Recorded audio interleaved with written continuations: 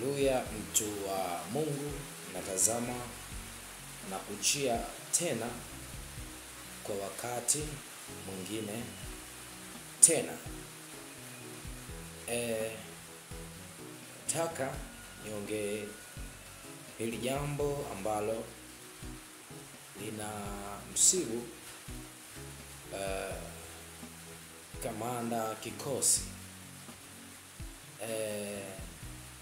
ama nitumie jina la ambalo mnalifahamu la Mbarikiwa Mwakipesile. Hatari anazo kutana nazo ni ni kwa sababu ya kuupload ile video ya Captain Tesha, ama kuna sababu nyingine iliyo nyuma ya pazia? Sababu ikionekana ni ile clip ya Captain Tesha, walio posti, waliorusha, walio upload ni wengi sana, yani kwa kipande kikubwa wengi sana wameirusha na ziko mtandaoni mpaka sasa. Lakini kwa nini tu ionekane yeye ana shida? Kwa nini ionekane yeye amekosea?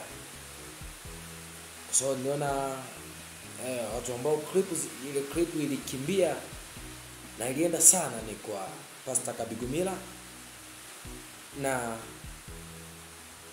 na channel ya Kikosi Kazi cha Injili ambayo inaongozwa na Mbarikiwa Mwakipesile.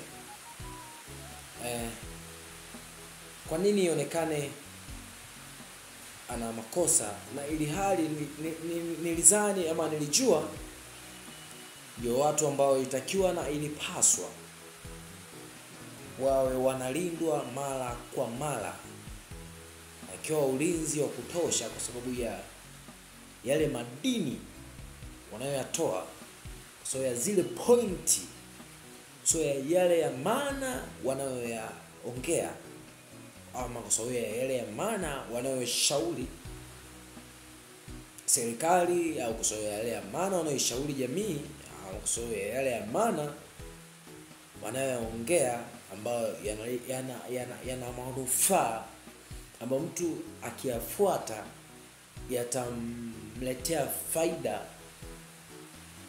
za namna kadha wa kadha. Kwa sababu mimi ni mmoja wapo ambaye ni naweza nikatumia neno kwamba ni mwanae ambaye nafuata baadhi ambayo najua yananiletea faida sana.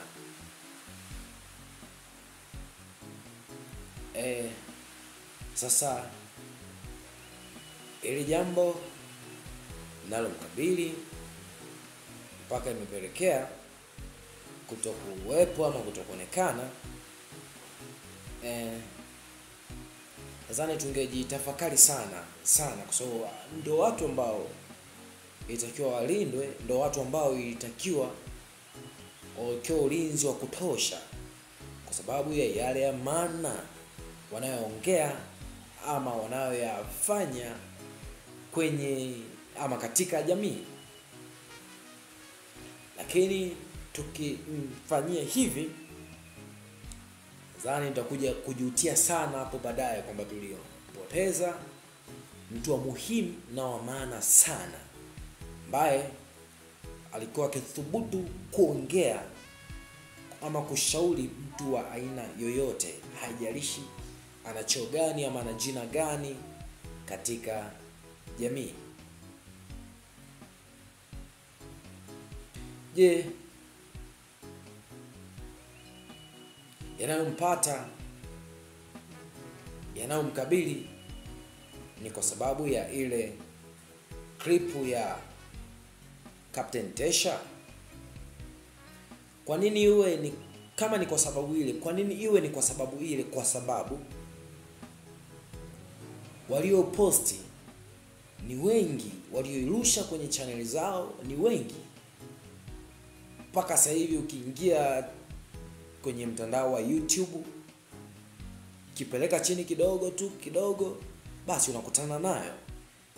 Lakini ukiingia kwenye mtandao wa X ama almaarufu Twitter, unakutana nazo nyingi za kutosha. Ukienda kwenye mtandao wa Facebook, unakutana nazo nyingi tu sana za kutosha. Ukienda kwenye mtandao wa Instagram, unakutana nazo tu nyingi za kutosha. Kwa nini iwe ni yeye tu? Ati labda kama ili hali labda kama kuna lingine tofauti na la. Lakini kwa mimi ninavyomfahamu, yani naweza kusema ni mmoja wa watu ninayemfuatilia sana. Yani sana. Yani naweza nikachelewa sana mpaka hata kulala kusoea kutazama Mobili live, kutazama clip, kufuatilia clip na Mobili yanahubiri. Lakini kwa nini mimi najua hana hatia, hana kosa. Hayo mengine ni kutafuta kuhalalisha ili onekane ni mbaya. Lakini ubaya wa mtu ni matendo yake, na uzuri wa mtu ni yale anayofanya.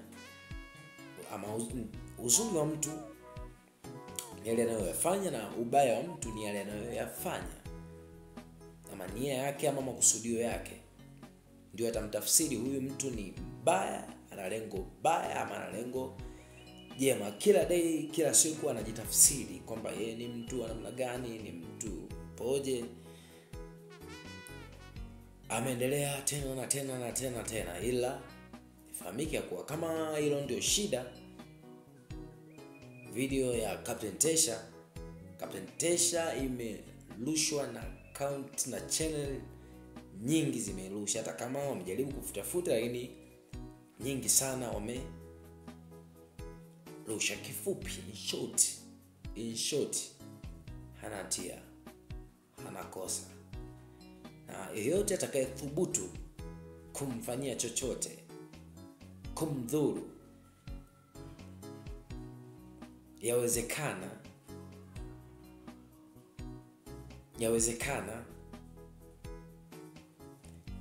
yeye pamoja na familia yake na kizazi chake chote kinaweza kikajibebea laana bure. Kinaweza kujibebea laana ya bure. Na niongee jambo hili ya kwamba ikiwa ni watatimiza ni maandiko kumfanya wanachotaka kumfanya ama kukusudia kumfanya Mbarikiwa Mwakipesile, ikiwa wanatimiza ni maandiko, basi hao wanaokusudia kufanya hayo yaliyo mioyoni yao, basi labda tu pengine kama watakuja kugeuka baadaye na kukiri waliofanya ama walishawahi kuyafanya na kumgeukia Mwenyezi Mungu. Lakini ifahamike, wanaweza wakajibebea laana, na mlipa kisasi akaja kulipa kisasi kwenye jamii yake yote ama kwenye kizazi chake chote. Hayo napenda kusema kwamba tuwe makini, kwa sababu unaweza sometimes unaweza ukamgusa mtu ukahisi umemgusa mtu, kumbe umegusa mboni ya jicho la Mungu. Baadaye yakakupata ukabaki ukijutia kwamba kwa nini uliyatenda ama ulihusika kutenda yale kwa mtu wa Mungu yule.